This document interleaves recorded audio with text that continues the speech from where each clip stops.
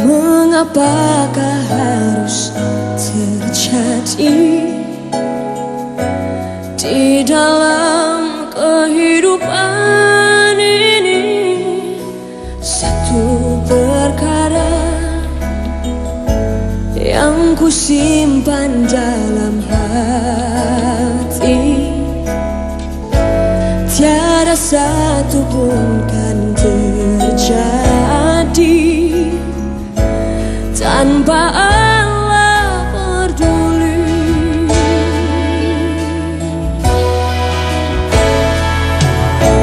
Allah mengerti, Allah peduli segala persoalan yang kita hadapi. Takkan pernah dibiarkannya ku bergumul sendiri, sebab Allah mengerti.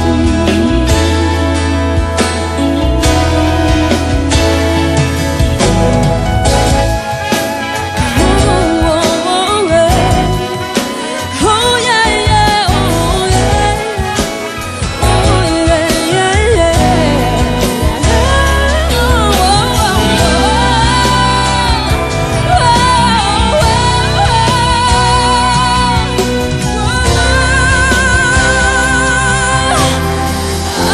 Allah mengerti, Allah peduli segala persoalan yang kita hadapi.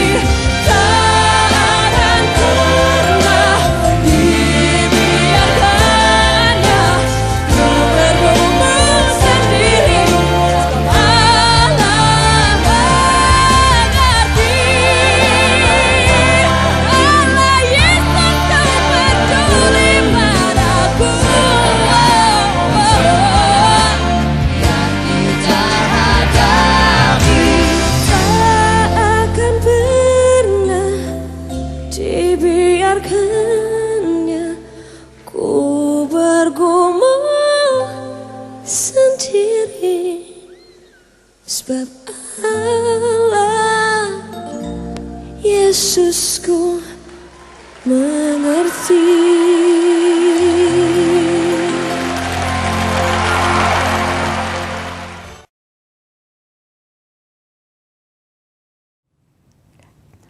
Selamat pagi Bapak Ibu dan jemaat yang terkasih dalam Tuhan Yesus Kristus. Shalom. Bertemu kembali di dalam persekutuan doa hari Rabu pagi. Di minggu pertama bulan November ini kita mulai memasuki masa-masa penantian bulan Desember, karena sebentar lagi Tuhan akan datang. Sebelum kita memulai persekutuan doa pada pagi hari ini, membaca firman Tuhan, kita akan datang pada Tuhan. Mari kita berdoa. Allah Bapa kami yang bertahta dalam kerajaan surga yang maha mulia, kembali kami mengucapkan puji dan syukur terima kasih.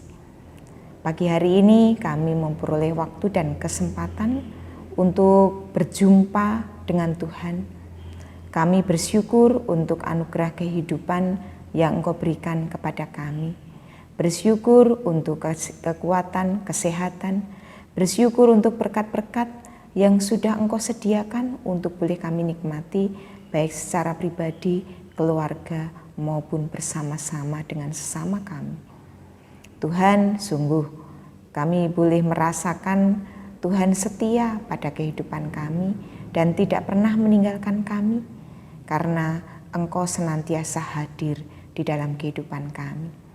Dan pagi hari ini sebelum kami memulai aktivitas kehidupan kami rindu untuk duduk diam tenang di bawah kaki Tuhan, mendengarkan sapaan firman-Mu yang akan memberikan kekuatan, akan memberikan semangat bahwa kami hidup tidak sendirian, namun senantiasa bersama-sama dengan Tuhan. Tuhan berjuang bersama-sama kehidupan kami, oleh karena itu mari Tuhan berfirman-Lah, kami siap untuk mendengarkannya. Dan Engkau akan menjagai setiap kehidupan kami, Roh Kudus-Mu menolong kami untuk mengerti setiap bagian firman-Mu yang kami pelajari dan kami renungkan pagi hari ini. Hanya di dalam nama Putra-Mu yang tunggal Tuhan kami, Yesus Kristus, kami berdoa dan mengucap syukur. Amin. Jemaat yang terkasih, Bapak, Ibu, dan anak-anakku, pagi hari ini kita akan membaca dari Injil Matius pasal 6 ayat yang ke-13. Injil Matius pasal yang ke-6 ayat yang ke-13. Dan janganlah membawa kami ke dalam pencobaan, tetapi lepaskanlah kami daripada yang jahat. Karena Engkaulah yang mempunyai kerajaan dan kuasa dan kemuliaan sampai selama-lamanya. Amin. Bapak, Ibu, jemaat, dan anak-anakku sekalian, bagian dari ayat yang kita baca ini tentunya kita sangat hafal. Karena setiap hari Minggu, ayat ini kita nyanyikan dalam doa Bapa kami. Dan doa Bapa kami adalah doa yang diajarkan oleh Tuhan Yesus sendiri buat kita semuanya. Kita akan mendalami lebih dari ayat yang ke-13, dan janganlah membawa kami ke dalam pencobaan. Kerinduan kita sebagai umat kepercayaan Tuhan tentunya adalah hidup berkenan kepada Tuhan. Hidup yang berkenan kepada Tuhan itu yang seperti apa? Hidup yang berkenan kepada Tuhan itu adalah hidup yang menaati setiap ajaran perintah Tuhan dan menjauhi setiap hal yang dibenci oleh Tuhan. Lah, setiap hal yang dibenci oleh Tuhan itu apa? Tentunya adalah dosa. Dosa bisa kita kerjakan baik itu di dalam angan-angan kita, pikiran kita, ucapan mulut kita, dan tentunya perbuatan kita. Dan ketika kita hidup di dunia ini, kita tidak akan lepas yang namanya dengan dosa. Jemaat yang terkasih, apa yang membuat orang itu tidak berkenan? Apa yang membuat orang itu berbuat dosa? Ternyata yang membuat kita jatuh ke dalam dosa itu adalah sebuah kalimat yang namanya pencobaan. Sebelum orang mengerjakan dosa, orang tersebut masuk di dalam sebuah pergumulan yang namanya pencobaan. Pencobaan itu ibaratnya bisa saya gambarkan adalah sebuah lorong atau sebuah pintu yang mengiringi atau menuntun orang masuk ke dalam pencobaan atau dosa. Orang bisa saja lewat pencobaan tersebut, menganggap pencobaan itu tidak akan dibuka. Orang menganggap bahwa pencobaan itu pintu yang ditutup saja, tidak usah menengok ataupun tidak usah dibuka. Artinya orang itu akhirnya selamat lewat dari pencobaan. Tetapi ketika orang sudah berangan-angan, berpikiran melewati sebuah lorong pencobaan, keinginannya, pemikirannya membuahkan sebuah keinginan untuk membuka lorong tersebut. Akhirnya orang itu melewati pintu pencobaan tersebut. orang itu akhirnya jatuh di dalam dosa. Kita mengingat bagaimana cerita tentang Hawa. Ketika Hawa kemudian dicobai oleh iblis, yaitu ular. Sebenarnya Hawa ini memiliki peluang untuk dia menang terhadap pencobaan atau kalah terhadap pencobaan. Dan si iblis ini membuat peluang-peluang kepada Hawa dengan memberikan sebuah iming-iming. Ini loh, ketika kamu makan buah hal yang baik dan buruk, kamu akan melihat sesuatu hal yang tidak pernah kamu lihat. Dan ketika Hawa ini punya keinginan lebih, dia melupakan apa yang dilarang oleh Tuhan. Dia menimbang-nimbang. Nah, ini yang saya katakan peluang. Ketika Hawa memutuskan tidak, aku tidak mau mengambil peluang untuk aku memakan buah tersebut, tentunya Hawa ini lewat. Pintu pencobaan yang ditawarkan iblis ini tidak akan pernah ia buka. Sehingga dia pasti akan menang. Namun ketika Hawa ini menimbang-nimbang, apa iya ya, buah ini kelihatannya enak dimakan. Dia ingin lebih dari apa yang sudah diberikan Tuhan kepadanya. Dia membuka pintu pencobaan tersebut. Akhirnya masuk lewat lorong pencobaan. Akhirnya dosa yang dikerjakan. Bapak, Ibu, dan saudara yang terkasih dalam Tuhan Yesus Kristus, sebenarnya dosa pencobaan ada di sekitar kita.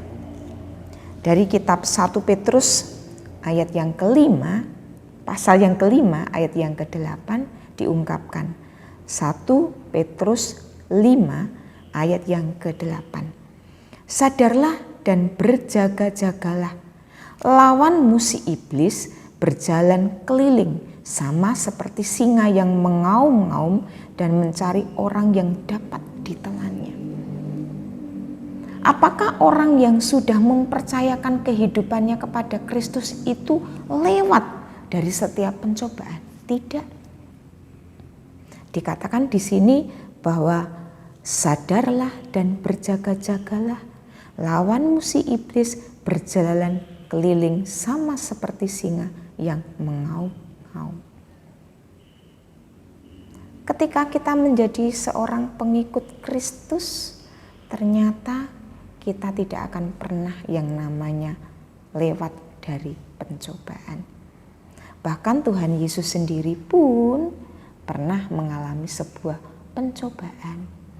Bagaimana ketika Tuhan ditawarkan oleh si iblis untuk menyembah, dibawa ke atap untuk menjatuhkan dirinya, supaya kemudian iblis menolongnya.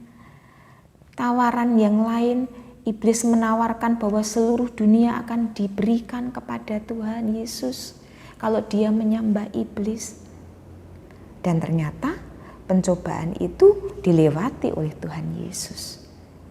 Tuhan Yesus tidak mau mengambil peluang sedikit pun yang ditawarkan oleh iblis. Yang pada akhirnya Tuhan Yesus menang melawan iblis. Dan banyak tokoh-tokoh yang ada di dalam Alkitab yang sama ceritanya, bagaimana tawaran-tawaran si iblis ini dilewati oleh tokoh-tokoh tersebut, yang pada akhirnya tokoh-tokoh tersebut lewat, menang melawan pencobaan. Bapak, Ibu, dan jemaat yang terkasih di dalam Yesus Kristus, ada sebuah keinginan dari sebuah komunitas bagaimana kehidupannya itu berkenan kepada Tuhan. Kerinduan untuk hidupnya berkenan kepada Tuhan dan menang tentunya harus diperjuangkan.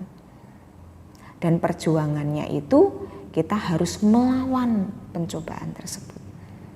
Salah satunya adalah kembali kepada nats getah, doa. Dan janganlah membawa kami ke dalam pencobaan, tetapi lepaskan kami daripada yang jahat. Karena Engkaulah Tuhan yang mempunyai kerajaan dan kuasa, kemuliaan sampai selama-lamanya. Jemaat yang terkasih, kita lemah, kita tak berdaya. Melawan keinginan-keinginan bahkan iblis yang ada di sekitar kita. Kalau kita tidak mempersenjatai diri kita, memperlengkapi, menamengi iman kita, kita bisa saja membuka pintu pencobaan yang akhirnya jatuh ke dalam dosa. Ketika kita lemah, kita jauh dari Tuhan, perlengkapan senjata kita lengah juga, maka iblis bisa saja masuk. Sehingga perlengkapan senjata rohani kita salah satunya doa, mendekatkan diri kepada Tuhan, persekutuan, membaca Alkitab, mendengarkan musik, ataupun memuji nama Tuhan. Karena itu yang mendekatkan diri kepada Tuhan. Ketika kita semakin menjauh daripada Tuhan, perlengkapan-perlengkapan senjata rohani kita lewat. Kita mudah sekali untuk kemudian dicobai oleh iblis.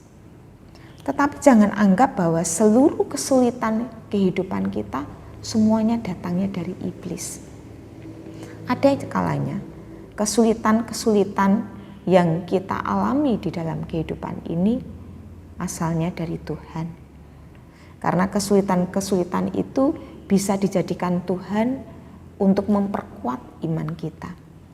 Tuhan mengizinkan supaya kesulitan-kesulitan yang ada dalam kehidupan kita itu menjadi pijakan batu loncatan supaya kita menjadi lebih kepada hal yang diinginkan Tuhan. Jemaat yang terkasih, kita bisa saja mencatat perjalanan kehidupan kita di dalam sebuah apapun itu. Ada yang rajin mencatat di dalam sebuah catatan harian atau diary. Ada yang kemudian mungkin sekarang medsos, catatannya ada di dalam sebuah Facebook. Ada yang catatannya mungkin terekam di dalam otaknya. Dan ketika catatan-catatan kehidupan atau diary-diary itu dibukakan, kita akan terhenyak. Asik sekali ya aku hidup di dalam perkenanan Tuhan. Saya bisa bercerita ini ketika saya menulis di dalam sebuah Facebook yang itu terjadi 7 tahun yang lalu.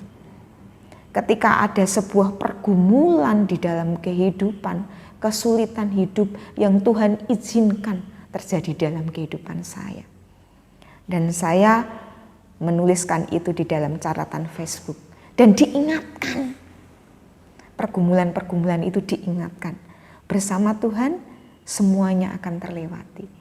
Dan ketika saya membaca Facebook tersebut, saya berkata terhadap diri saya, asik sekali ya saya hidup dengan Tuhan. Saya punya Tuhan. Dan kita merasa sangat bersukacita ketika itu. Bapak, Ibu, jemaat yang terkasih dalam Tuhan Yesus Kristus, belum tentu pengalaman rohani ini semakin umur kita tua, pengalaman rohani kita itu semakin mungkin tebal. Bisa jadi pengalaman rohani itu didapatkan dari seorang anak kecil. Ketika dia mendapatkan sesuatu hal yang dia inginkan dan dia mengatakan, "Terima kasih Tuhan," kita diingatkan untuk bersyukur. Oh, ternyata anak ini bisa bersyukur. Dia tidak pernah berpikir bahwa di dalam sekeliling kehidupannya banyak sekali pencobaan-pencobaan, hal yang kecil. Bisa jadi orang-orang yang memiliki keterbatasan cacat tubuh, tunagrahita, ada 2 hal yang dia mungkin akan pernah lewatkan dalam kehidupannya. Hari ini di dalam status WA saya yang saya bagikan, saya belajar dari seorang pianis Ye Yeun Sai. kalau saya tidak salah untuk membacanya. Kelebihan bisa muncul dari kekurangan. Ada yang terus meratapi kekurangannya itu dengan tidak fokus pada kehidupannya. Tetapi ada yang fokus berjuang mengatasinya. Seorang pianis yang memiliki satu tangan kiri dan tangan kanannya adalah cacat, namun dia menjadi berkat bagi seluruh orang dunia. Ketika seorang pianis ini menghujati dirinya terlahir cacat, bisa jadi itu menjadi ujian pencobaan bagi dirinya. Iblis bisa saja kemudian mengatakan, jangan sembah Tuhan, jangan sembah Tuhanmu, sembah aku. Buat apa kau menyembah Tuhanmu? Karena kau diciptakan tidak sempurna. Lihatlah orang-orang di sekelilingmu yang sempurna. Lihatlah mereka yang memiliki sesuatu luar biasa dibandingkan dirimu. Tetapi ternyata saya ini tidak. Dia tidak berfokus kepada hal kekurangan dirinya, tetapi kesulitan yang ada pada dirinya dipakai sebagai batu loncatan. Tuhan mengizinkan bahwa ketika dia lahir cacat, itu sebagai batu loncatan untuk dia melambung tinggi. Dia menjadi berkat bagi banyak orang melalui puji-pujian dan permainan pianisnya. Jemaat yang terkasih dalam Tuhan Yesus Kristus, mari kita menghidupi apa yang kita doakan. Tidak cukup ketika kita mendoakan doa Bapa kami, kalau di dalam ibadah ini kita nyanyikan di dalam penutup doa syafaat. Janganlah membawa kami ke dalam cobaan, tetapi lepaskanlah kami daripada yang jahat. Hanya sekedar kita nyanyikan. Tetapi kita dengan sengaja sering malahan mendekat kepada pencobaan-pencobaan. Ketika kita tidak punya senjata rohani, kita bisa saja terpeleset.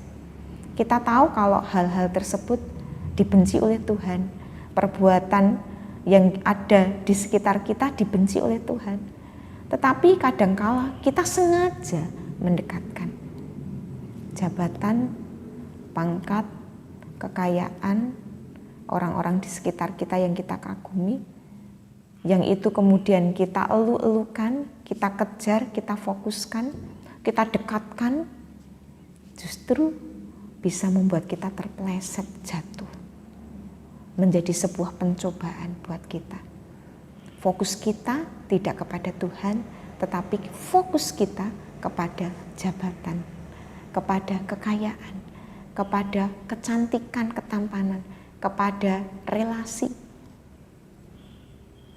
Sehingga ketika kita menyanyikan doa Bapa kami, mari kita menghidupi apa yang kita doakan ini. Kita menjauhi hal-hal tersebut. Boleh kok kita mengejar apa yang target di dalam kehidupan kita. Tetapi apakah itu menjadi fokus kehidupan kita? Kita banyak belajar dari sekitar kita, bahkan pengalaman hidup yang barusan terjadi. Ketika kita mati, kita punya sertifikat tanah yang banyak, kita punya rumah, kita punya sawah, tetapi ketika kita mati semuanya tidak kita bawa. Ketika kita fokus kepada Tuhan, yang kita bawa adalah iman kita. Karena yang diselamatkan akhirnya adalah jiwa kita, bukan harta benda yang ada di bumi ini. Kita mulai merenungkan, dan biarlah doa Bapa kami ini terus kita hidupi, terus kita dengungkan sehingga kita benar-benar terhindar dari setiap pencobaan. Kita mampu fokus kepada Tuhan yang akan menjadi tujuan utama kehidupan kita. Amin. Saat teduh untuk kita. Kita akan berdoa, mari kita berdoa. Bapa kami yang bertahta dalam kerajaan surga yang maha mulia, mengucapkan puji dan syukur terima kasih. Pagi hari ini kami boleh belajar dari bagian ayat doa Bapa kami. Seringkali Tuhan kami dengan sengaja justru mendekat kepada pencobaan-pencobaan yang ada di sekitar kami. Kami justru mendekat kepada dosa-dosa yang dibenci oleh Tuhan, Sehingga kami ketika tidak memiliki tameng ataupun senjata rohani, kami terpeleset, jatuh, dan membuka pintu lorong pencobaan itu untuk masuk ke dalam dosa. Tuhan, mohon pengampunan. Biarlah di dalam sisa kehidupan kami tetap bisa fokus kepada Tuhan, mengarahkan diri kepada Tuhan, dan terus mendekatkan diri. Memperlengkapi senjata rohani kami melalui persekutuan doa, melalui membaca Alkitab, melalui pujian, melalui perenungan, dan itu membuat kami semakin fokus dan mendekatkan diri kepada Tuhan. Ajar juga untuk kami boleh mendidik kehidupan keluarga kami, pasangan hidup kami, anak kami, orang tua kami, saudara kami, sehingga kami semuanya boleh bersatu hati, hidup seia sekata untuk berfokus kepada Tuhan. Boleh melewati setiap pergumulan kesulitan kehidupan kami dan tidak pernah membuka pintu pencobaan, namun kami tetap fokus untuk berjalan melewatinya. Kami perlu Engkau yang akan terus-menerus menopang dan menolong hidup kami. Terima kasih Tuhan. Dan kami menyerahkan seluruh kehidupan kami pada hari ini, Tuhan sendiri yang akan sertai. Setiap aktivitas hidup kami, Tuhan tolong. Setiap hal yang kami kerjakan, Tuhan akan perhatikan. Tuhan akan berjuang bersama-sama kami semuanya untuk mengatasinya. Baik kami sebagai orang tua, sebagai anak, maupun sebagai sesama. Tolong kami untuk boleh hidup menjadi berkat, bukan menjadi batu sandungan. Terima kasih Tuhan, terima kasih. Dan mohon pengampunan jikalau di dalam persekutuan doa pagi ini ada hal yang tidak berkenan di hadapan Tuhan Yesus. Kami mohon pengampunan. Dan hanya di dalam nama Putramu yang tunggal Tuhan kami Yesus Kristus, kami berdoa dan mengucap syukur. Amin. Akhirnya selamat berjuang, jemaat yang terkasih, tetap stay at home, jaga kesehatan, dan kita berjuang tidak sendirian bersama dengan Tuhan Yesus. Selamat pagi, Tuhan memberkati. Amin.